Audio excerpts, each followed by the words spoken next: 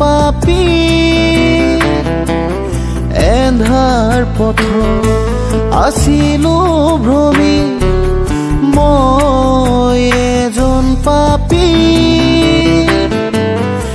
এন্ধাৰ পথ আছিলো ভ্ৰমি জীৱন মোৰ আছিল দুখে ভৰা পালো এতিয়া তোমাৰ দয়া জীৱন মোৰ আছিল দুখে ভৰা পালো এতিয়া তোমাৰ দয়া। মহান ত্ৰাণকৰ্তা প্ৰভু যীশু খ্ৰীষ্টৰ নামত আপোনাক অভিনন্দন।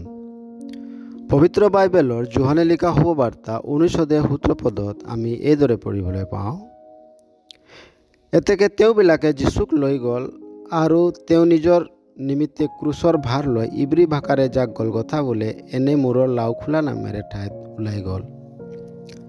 পিলাতে প্ৰভু যীশুক যিহুদীবিলাকৰ হাতত সুধাই দিলে আৰু তেওঁবিলাকে প্ৰভু যীশুক লৈ গ'ল।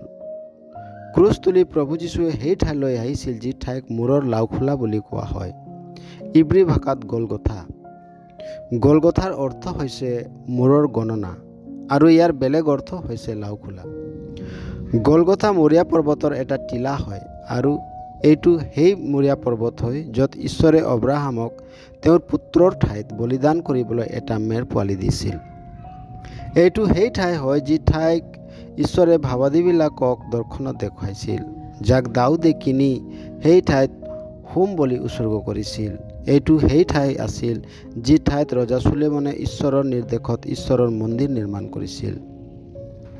এতিয়া এইটো সেই ঠাই হয় যি ঠাইত প্ৰভু যীশুৱে সকলো পাপী মানুহৰ পাপৰ দণ্ডক সহন কৰিলে, যি দণ্ডক ঈশ্বৰে পাপী মানুহৰ নিমিত্তে নিৰূপণ কৰিছিল।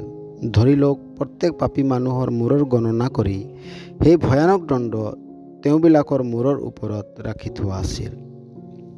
সেই নিৰ্দোষ ব্যক্তি প্ৰভু যীশুৱে আমাৰ ঠাইত আহি সেই দণ্ড তেওঁ নিজে লৈ ল'লে, যাতে আমি তেওঁৰ ওপৰত বিশ্বাস কৰাৰ দ্বাৰাই পাপৰ ক্ষমা লাভ কৰি ঈশ্বৰৰ লগত সহভাগিতা স্থাপন কৰিব পাৰোঁ। এইদৰে কৰিবলৈ ঈশ্বৰে আপোনাকো সহায় কৰক।